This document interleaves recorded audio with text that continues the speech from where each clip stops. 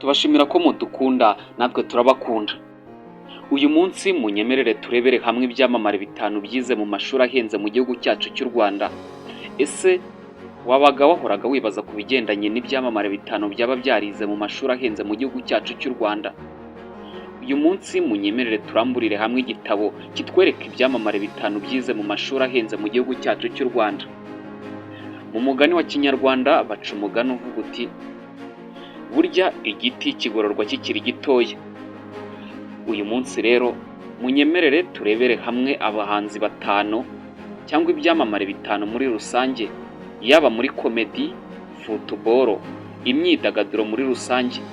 Tugiye kurebera hamwe ibyamamare bitanu byaba byarize mu mashuri ahenze mu gihugu cyacu cy'u Rwanda, maze amafufu n'amafaranga bikaba bikomeje kubafubika kubera ko bize mu mashuri meza cyane. Nge tugiye kubana muri iki kiganiro nitwa Leo Dukuze, guhaye ikaze. Twihuse ku mwanya wa mbere tuhasangaho umuhanzi Jules Sentore. Jules Sentore ni umuhanzi w'indirimbo za gakondo. Uyu ni umuhanzi wize mu ishuri ryiza cyane kuko yize mu ishuri ryigisha umuziki rya Nyundo. Iri ni ishuri rihenze kandi ririmo impano zidasanzwe, kandi akaba ari umwe mu bahanzi bafite umuco n'ubumenyi buhambaye muri rusange. Umuhanzi Jules Sentore rero ni umuhanzi wize mu ishuri ryiza cyane, akaba ari nayo mpamvu akora ibintu bye neza cyane. Twihuse reka tujye ku mwanya wa kabiri. Ku mwanya wa kabiri tuhasangaho King James. King James burya nawe ni umuhanzi wize neza cyane. King James ni umuhanzi ukomeye mu gihugu cyacu cy'u Rwanda, nawe wize neza cyane kuko yize muri College Epe Rugunga. College Epe Rugunga ni ishuri rizwi kandi rihenze kandi rifite uburezi bufite ireme muri rusange. Afite ubwamamare bukomeye mu muziki nyarwanda kuko King James afite abakunzi benshi mu gihugu cyacu cy'u Rwanda ndetse no hanze yacyo muri rusange. Twagiye ku mwanya wa gatatu. Ku mwanya wa gatatu mu bahanzi bize neza mu gihugu cyacu cy'u Rwanda kandi bakiga mu mashuri ahenze, ku mwanya wa gatatu twasangaho Aline Gahongayire. Aline Gahongayire nawe ni umuririmbyi wa gospel cyangwa indirimbo zo kuramya no guhimbaza Imana.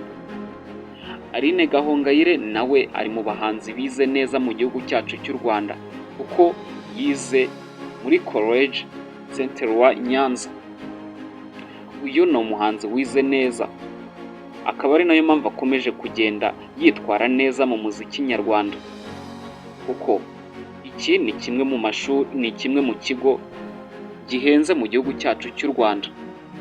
Impano ye yatejwe imbere n'imyitozo yo mu ishuri, kubera ko iki ni ikigo cyagufasha mu bintu byinshi muri rusange.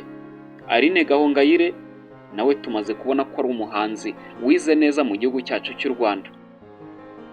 Twihuse reka tujye ku mwanya wa kane. Ku mwanya wa kane mu bahanzi bize neza kandi bakaba barize mu bigo bihenze mu gihugu cyacu cy'u Rwanda basangaho umuhanzi witwa Yvan Buravan. Nubwo uyu muhanzi yitahiye, ni umuhanzi nawe burya wari warize mu kigo cyiza cyane, kandi uyu ni umuhanzi umwe mu begukanye Prefix RFI Talent.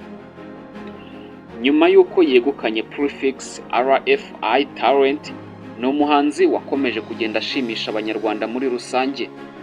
Burya Yvan Buravan nawe yari yarize mu kigo cyiza cyane kuko yari yarize muri Ecole Belge de Kigali, ishuri rihenze kandi ryigamo abana benshi b'inkwakuzi n'abanyamahanga, kuko kwigondera kino kigo biba bigoye mu gihugu cyacu cy'u Rwanda. Ubumenyi bwe bwamufashije kwaguka mu rwego mpuzamahanga. Twagiye ku mwanya wa gatanu. Ese waba ufite amatsiko yo kumenya umuntu uri ku mwanya wa gatanu mu byamamare byize neza mu gihugu cyacu cy'u Rwanda?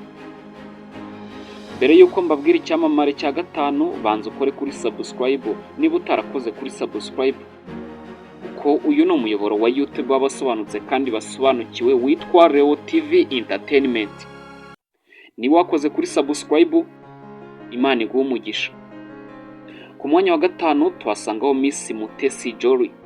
Miss Mutesi Jolly ntabwo natinya kuvuga ko ari we mukobwa wa mbere mu gihugu cyacu cy'u Rwanda ufite ubwiza bukomeje kugenda buvugisha benshi, yaba mu gihugu cyacu cy'u Rwanda ndetse no hanze yacyo muri rusange. Miss Mutesi Jolly burya nawe yize neza. Uyu yabaye nyampinga w'u Rwanda 2016. Umwaka wa 2016 nibwo Miss Mutesi Jolly yambitswe ikamba ry'umukobwa mwiza mu gihugu cyacu cy'u Rwanda. Burya nawe yize mu kigo cyiza cyane kuko yize muri Kigali International Community School. Iki ni ikigo cyiza mu mashuri ahenze mu gihugu cyacu cy'u Rwanda. Iki ni ikigo gikomeye cyane kiri mu mashuri ahenze mu gihugu cyacu cy'u Rwanda kuko kukigondera ntabwo biba byoroshye muri rusange.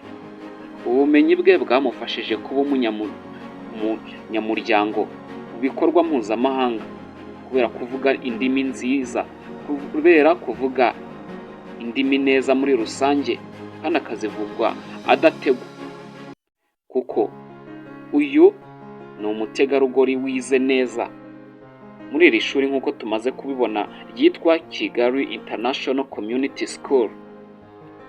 Uru rwari urutonde rw'ibyamamare 5 byize neza mu gihugu cyacu cy'u Rwanda. Niba ukunda ibyo dukora, kora kuri subscribe kandi ntibibagirwe no gufungura inzogera kuko tuzajya twibanira buri munsi. Icyo nakwifuriza ni uko amafufu n'amafaranga byakomeza kugufubika maze ugakomeza kugubwa neza. Ndagushimiye cyane.